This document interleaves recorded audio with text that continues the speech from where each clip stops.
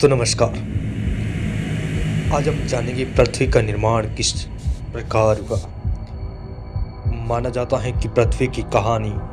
लगभग 4.6 अरब वर्ष पहले प्रारंभिक सूर्य के चारों ओर घूमने वाले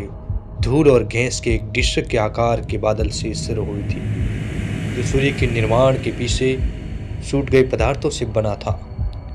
इस डिस्क के भीतर अलग अलग आकार के गैस और धूल के कण थोड़ी अलग गति से सूर्य की परिक्रमा करते थे, जिससे वे एक दूसरे से टकराते और चिपक जाते थे। आखिरकार वो छोटे धूल के कणों से बढ़कर पत्थरों में बदल गए,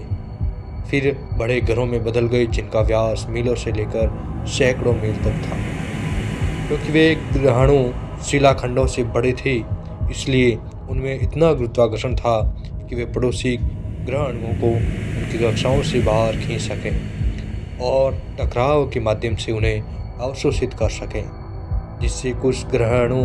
बड़े होते चले गए और उनका व्यास हजारों मील तक पहुंच गया, लगभग चंद्रमा और मंगल के आकार का। मुख्य बात है कि उल्कापिंड है। उल्कापिंड पूरे सौर मंडल से कई अलग अलग प्रकार की सामग्री पृथ्वी पर लाते हैं, जहाँ वैज्ञानिक उनका अध्ययन कर सकते हैं, और इन सामग्रियों में सॉल्ट्रॉल्स शामिल हैं, धूल और चट्टान के छोटे छोटे टुकड़े जो ग्रहों के बनने से पहले से बसे हुए हैं, और ये ग्रह निर्माण की प्रक्रिया द्वारा पीछे छोड़े गए क्षुद्र ग्रह और ग्रहों के टुकड़े हैं। यूरेनियम और हेफनियम जैसे रेडियोधर्मी तत्व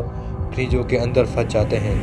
जो इन वस्तुओं को बनाते हैं जब वे बनते हैं, जिससे ग्रह वैज्ञानिक ये बता सकते हैं कि वह कितने पुराने माना जाता है। इन मापों के आधार पर तथा धूल और ग्रहों के टकरावों की भौतिकी